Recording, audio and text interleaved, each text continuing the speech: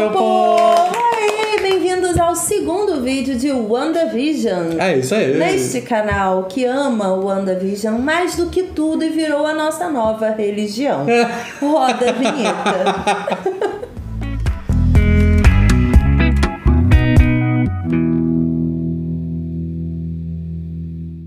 Antes de mais nada, a gente precisa cantar junto com vocês uma música chiclete que tá na nossa cabeça desde ontem. WandaVision, WandaVision, WandaVision, WandaVision, WandaVision.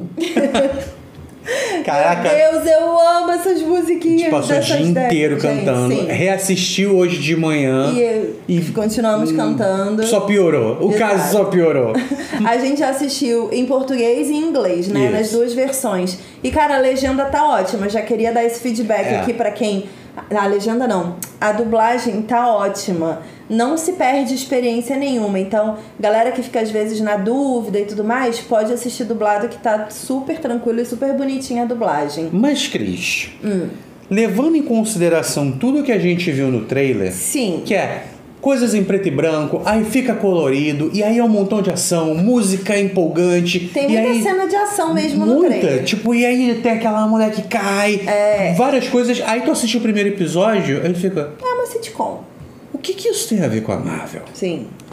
Mas se você assistir... Assim, dá pra perceber já de cara, mas assistindo pela segunda vez, tem tanta referência. Tem muito detalhe, sabe? Muito easter egg escondido na série. E eu acho que eles se inspiraram muito na forma de criação de conteúdo de Mandalorian, que é uma linha narrativa que você não associa a nenhum outro conteúdo, é uma linha bem independente, com muita personalidade, Sim. mas que traz referências para quem quer perceber as referências. Porque se você não quiser, a história vai te entregar respostas que ela precisa que você tenha. Exato. Sabe? Você não precisa pegar todos os easter eggs, todas as referências, todas as coisas. Só se você for muito fã e quiser procurar. Eu acho isso muito justo hoje em dia, sabe?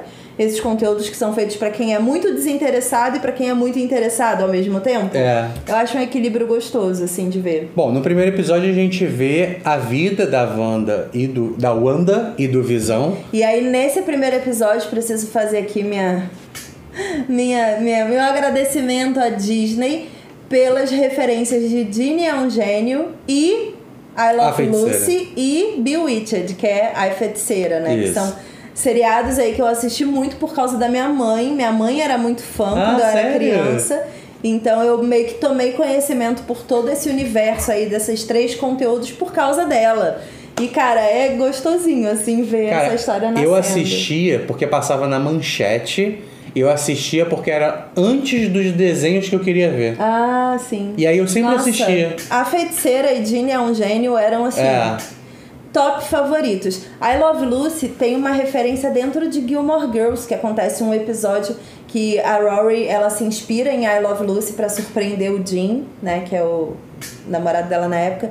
E eu amava, assim, eu amo essas referências que tematizam episódios de séries. E WandaVision não é uma série que vai ser toda assim, né? Isso já é muito bem definido até pelas imagens do trailer ali. Também tem vários posters que a Disney divulgou em que tem várias televisões e em cada televisão eles estão com uma roupa de uma década diferente. Sim. Então, só nesse primeiro episódio ali a gente tá na década de 50, né? No início ali tem inclusive a participação belíssima da mãe de Eric Forman. Quem reconheceu? Sim. De That 70 Show. Ela é maravilhosa. Eu acho que não existe atriz mais perfeita para aquele papel, né? Pra essa época, né? Porque é uma referência ali muito fechadinha. Mas a gente tem que prestar atenção nos detalhes. Quais detalhes? Bom, a gente tem que ver que durante o almoço do chefe, o jantar do chefe, que foi um café da manhã, ela, quando o chefe dele tá engasgado, ela fala, para.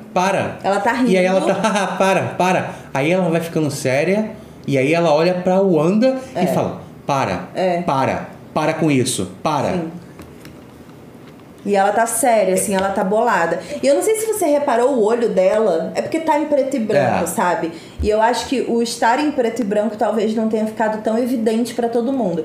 Mas quando ela tá rindo antes e falando, para com isso, cospe isso, que ela tá rindo tranquila, O olho dela tem o branco de em volta do olho e no meio é pretinho, né?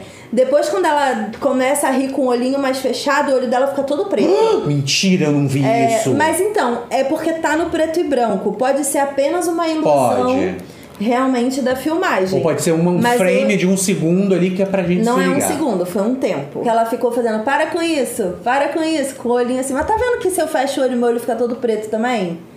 E aí no preto e branco talvez isso daqui fique mais evidente. Eu fiquei meio assim, mas como a gente tá catando coisa pra fazer teoria, vai ter coisa que é idiotice e vai ter coisa que é relevante mesmo. Bom, nesse jantar ali, o curioso é que a gente começa a perceber desde o começo que tanto a Wanda quanto o Visão, eles chegaram naquele mundo ali, eles estão vivendo aquela vida, inclusive na abertura, né, tem ele chegando de carro, ele carregando ela com vestido de noiva, entrando na casa, uma parada bem dessas sitcoms 50. Assim mesmo, das aberturas.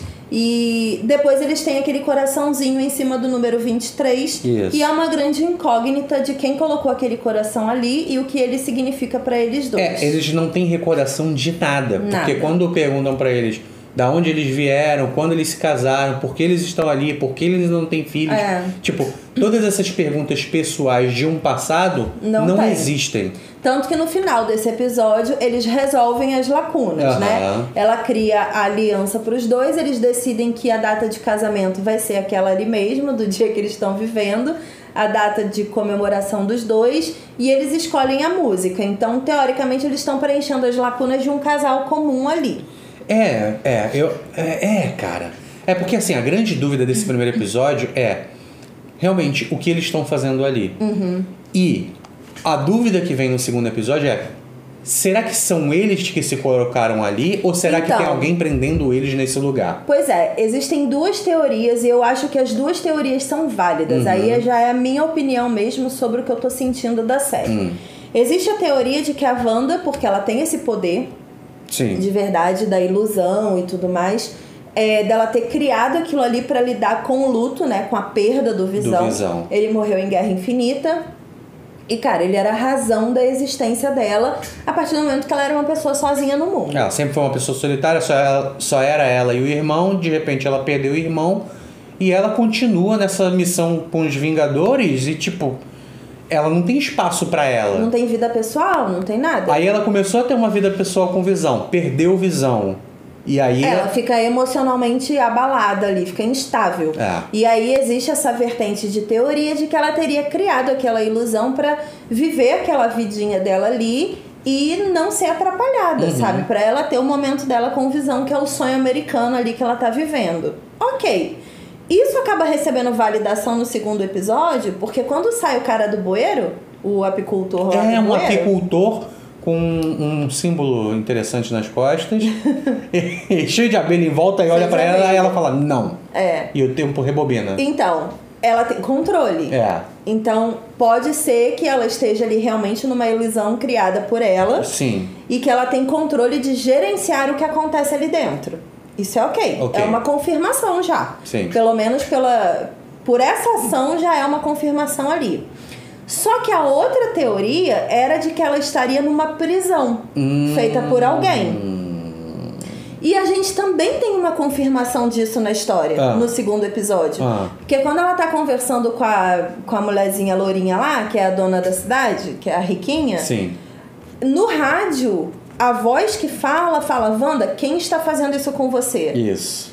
Então é alguém tentando se comunicar com a Wanda como se ela tivesse aprisionada por outro alguém. Exato. Então, assim, teoricamente, nesse segundo episódio, essas duas teorias se confirmaram. Ela tem controle, mas ela também está sob o domínio de alguém. Fora o fato de que no final de cada episódio tá ela com Visão e aí aparece aquele losango. Hexágono. Ao redor deles. Sim. Né? E no início do episódio 2, naquele desenho que aparece da abertura... Na aberturinha do WandaVision, quando eles saem da Lua, sai a WandaVision da Lua, voando. E aí brilha um hexágono de estrelas ao redor da onde eles vão sair. Esse símbolo aparece muito, assim, né?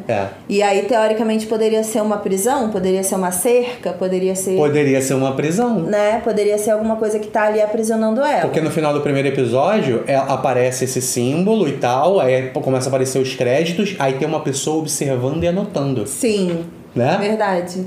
Talvez anotando dicas, talvez anotando ali lapsos de memória, coisas que possam entregar até planos de Vingadores, não sei. Mas tem muitos símbolos para se abordar nesses 2 episódios. Eu vou deixar aqui na descrição alguns posts que já saíram lá no nosso site. Boa. Um explicando o que é a Hydra, para quem não sabe, ou Hydra. Outro explicando o que é a SWORD, para quem não sabe também, mas a gente vai passar rápido aqui. Aparecem esses 2 símbolos em momentos diferentes. Tem uma propaganda do relógio. Tem 2 propagandas. A primeira propaganda é a propaganda da torradeira das indústrias Stark. Isso. E aí tem uma luzinha vermelha que fica piscando na torradeira. Antes a luz não tá vermelha. Isso. Depois, no meio da propaganda, a luz começa a piscar vermelha de uma forma diferente. É como se a realidade estivesse invadindo aquela ilusão. Exato. Aí a segunda propaganda é a propaganda dos relógios da Hydra. Sim. Aí falam que aparece escrito que elas são feitas na Suíça a 1000 metros. Então, pra quem não sabe, essa organização, não vou entrar em muitos detalhes aqui pro vídeo não ficar extenso, tá no post, mas é uma organização terrorista da Marvel, inclusive com a qual o Capitão América já se envolveu, que tem aí conexões com o nazismo e tudo mais. Você consegue ler tudo no post que tá aqui na descrição, mas não é uma organização do bem. Isso. E aí já seria ali também uma outra validação de que alguém conectado com a Hydra poderia estar manipulando essa realidade que a Wanda tá. Então, você não acha que porque é um comercial. O comercial é uma forma de comunicação. De entrar mensagem? Tipo, Wanda, desperta dessa parada, sabe? Mas aí por que lembra, seria indústrias o símbolo Stark, da Hydra, sabe? Porque a Hydra, ela participou dos filmes, né? Não, tipo, ela foi criada pela Hydra, né?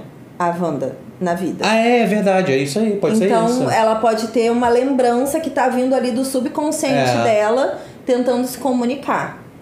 E é sempre o mesmo ator que faz as propagandas. Pode ter alguma conexão também com a pessoa. Pode ser. Outro símbolo que aparece é o símbolo da... SWORD. Exato.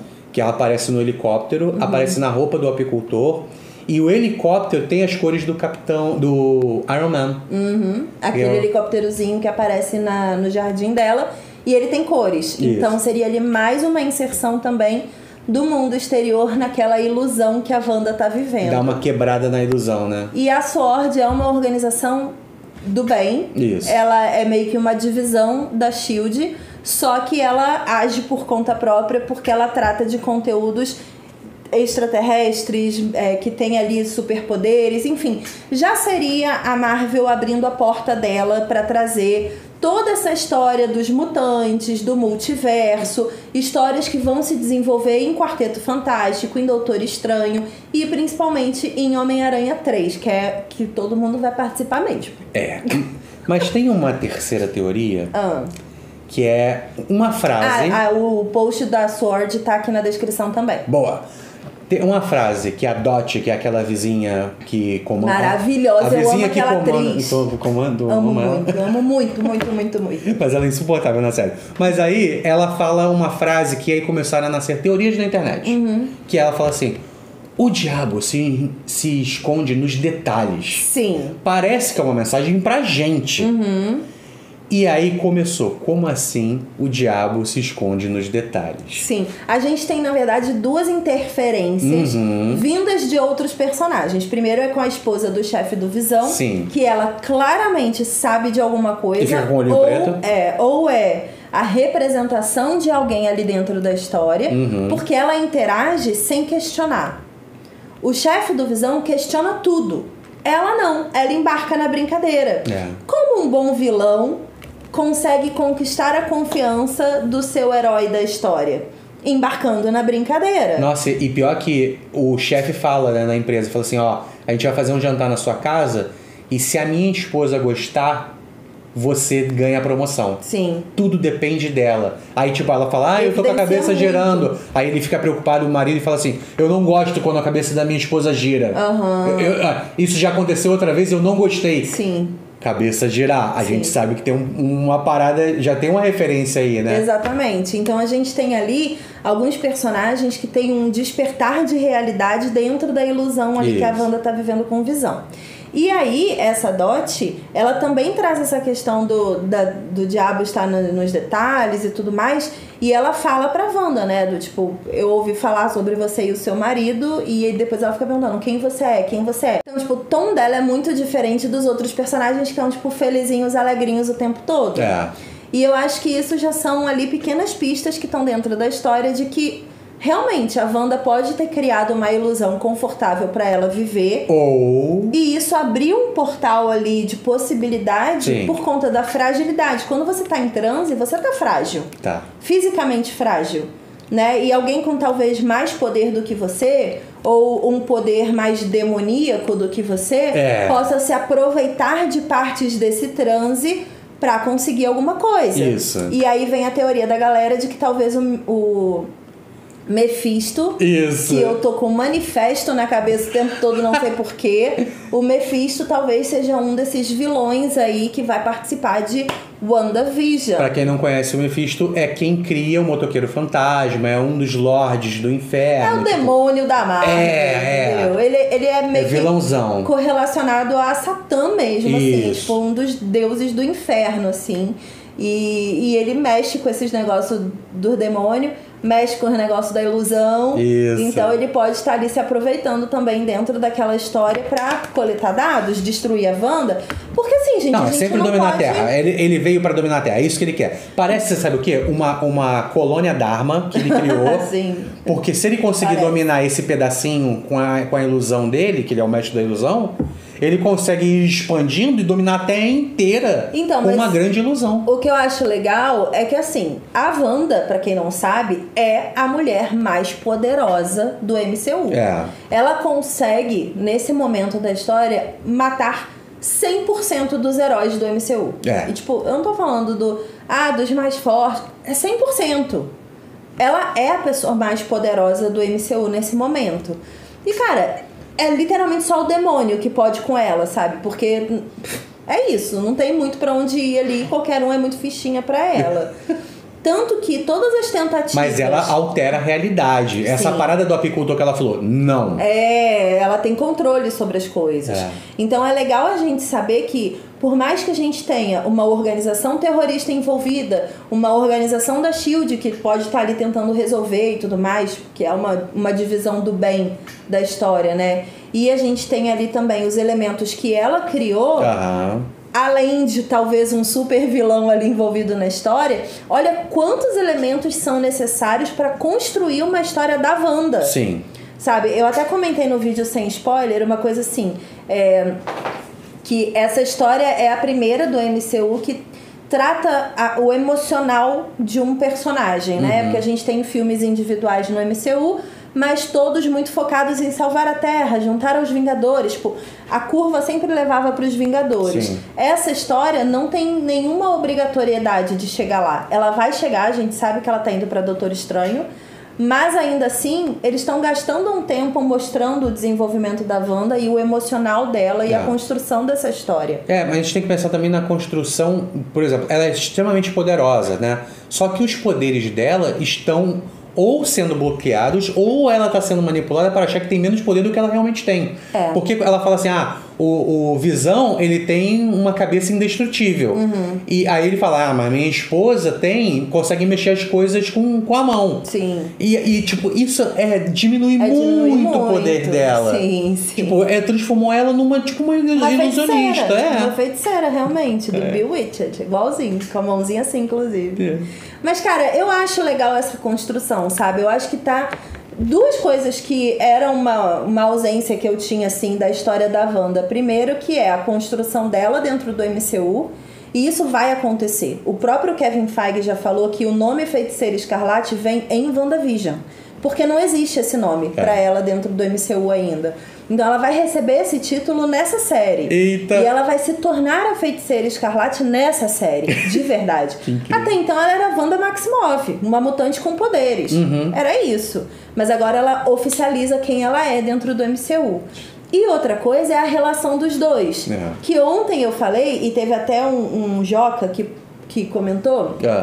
E Joca disse o seguinte: como assim a Cris estranhou o relacionamento do Visão e da Wanda nos filmes? Ela nunca leu os quadrinhos da Marvel? Sempre tem um Joca. Ah, sempre tem. E assim, só explicando, os filmes da Marvel raramente abrem espaço para relacionamentos românticos. Eu não sei se vocês repararam, a Marvel gosta de explodir prédios, entendeu? De derrubar aviões, de matar pessoas, explodir Nova York 30 vezes. Eles gostam disso. Então, assim, você botar 5 minutos de uma cena de Wanda e Visão fazendo um sanduichinho numa cozinha na Torre dos Vingadores é o máximo que a Marvel vai te entregar no cinema. Pelo menos até a fase 3. Não depois de WandaVision. Entendeu? A gente sabe que o filme da Viúva Negra vai ter muita cena ali também, mas tranquila, para desenvolver o emocional da personagem. Talvez a Marvel esteja compreendendo que explosões são legais, mas esses personagens precisam de um argumento para existir dentro da história. E a gente tem que perceber que uma série exatamente para isso. Ela desenvolve os personagens. A série da Wanda é pra desenvolver o psicológico dessa mulher extremamente poderosa. É pra gente entender quem ela é e até onde ela pode ir. E é pra parar os fãs de quadrinhos de ficarem falando que, nossa, eles diminuem muito o poder da Feiticeira Escarlate. Não, ela não conhece os limites do poder dela ainda. Não foi apresentado os limites. E muito possivelmente essa série existe pra apresentar, pra mostrar o quanto ela tá sendo controlada, e pode ser que ela fique descontrolada num nível muito gigantesco. Que entra o Doutor Estranho, que faz parte de outro grupo, inclusive, além dos Vingadores, ele é líder de um outro grupo, que talvez a Marvel entre aí num futuro próximo, que tem pessoas como o próprio Homem de Ferro envolvido, que é uma galera que trata mais das ilusões e das questões de invasões extraterrestres. É uma galera super poderosa, gente, que não é o Capitão América com escudo. Mas como assim vai entrar um Homem de Ferro se o Homem de Ferro teoricamente já morreu nos filmes? Teoricamente não, morreu nos filmes. Sim. Como é que isso pode acontecer? Se o vilão for o Mephisto, ele é o rei do mundo dos mortos. E aí então, pode entrar quem eles quiserem na pode entrar uma galera morta que a gente não imaginava que poderia voltar. A gente sabe que o Chris Evans já, enfim, essa semana saiu o rumor, ele não confirmou, de que ele estaria voltando pro MCU de alguma forma. E aí já saíram teorias de que poderia ser ele velhinho, porque tem uma história dele acompanhando o novo Capitão América, né? Velhinho mesmo. Enfim, tem muitas teorias acontecendo. Mas o grande fato é que a Marvel está introduzindo oficialmente os mutantes. E ela tá trazendo o multiverso. Nada mais, não existe mais limite. Eu ia falar que o céu não é mais o limite, nunca foi pra Marvel. E continua agora extrapolando isso. Porque, sim, são pessoas ali que têm poderes que podem alterar a realidade assim, que pode voltar no tempo assim, que pode fazer pessoas voltarem dos mortos assim. E você vai questionar? A Feiticeira Escarlate tem um quadrinho que eu era muito novo e eu li, que ela era uma história incrível, que ela acabava com o cromossomo X lá dos mutantes lá. Ela tem rancinho. Ela tirou, acabou. Os mutantes são um problema? Acabei com os mutantes, não tem mutante. Sim. Todo mundo é ser humano agora. E aí depois eles conseguem voltar com isso. Ela fez muita cagada, assim. A Wanda, especificamente, por conta do nível de poder que ela tem, ela atrapalhou um bocado, assim, a vida dos heróis da Marvel, sabe? Mas, ao mesmo tempo, ela também se atrapalhou muito. E eu acho que se a Marvel começar a ir para essa camada de mostrar os impactos da vida desses heróis, na vida emocional deles, a gente sabe, por exemplo, que o final de Ultimato com o Capitão América nada mais foi ali do que o impacto emocional da vida que ele viveu. Exato. Sabe? É ele falando, caraca, eu preciso resgatar o mínimo de tempo perdido aqui, porque, sabe, eu tentei ser feliz e não rolou. Eu tive que ser um herói a minha vida inteira. Eu tive que defender os Estados Unidos a vida inteira. Então, assim, eu acho que é legal a Marvel começar a ir por esse caminho. Eu acho que as séries são ótimas portas para ela poder desenvolver esse emocional dos personagens. Eu acho que Falcão e Soldado Invernal vai trazer muito disso também, do emocional deles, lidando com a perda da grande referência deles, que é o Capitão América. E Loki, então, nem se fala, né? Se ele já é louco, com uma série própria vai ser mais enlouquecido ainda.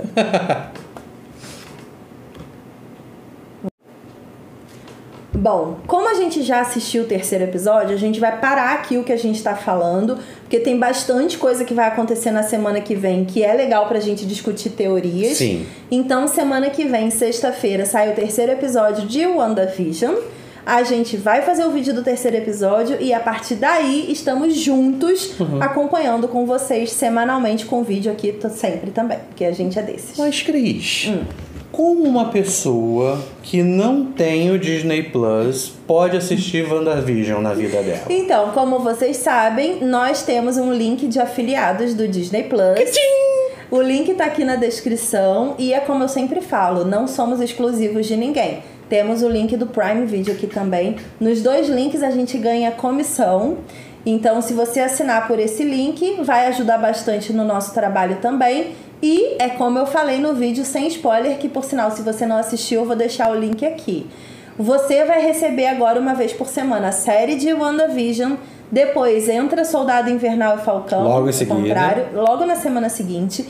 Depois entra Loki. Depois tem a série do Boba Fett. Tem vários outros conteúdos, tanto da Marvel quanto de Star Wars para entrar no catálogo, quanto da Pixar, quanto da Nat Geo, enfim, tem muito conteúdo legal. Então, tá valendo muito a pena assinar esse streaming. Eu vou deixar o link aqui, então assine pelo nosso link se você decidir assinar. Boa! Beleza? Beleza! Obrigada a todo mundo que assistiu até aqui. Hoje tem Plantão Nerd. Ei! A gente não vai fazer ele exclusivo de WandaVision, mas a gente vai abrir ali dentro algumas teorias e abrir o diálogo também, porque a gente quer ouvir vocês no chat lá da live.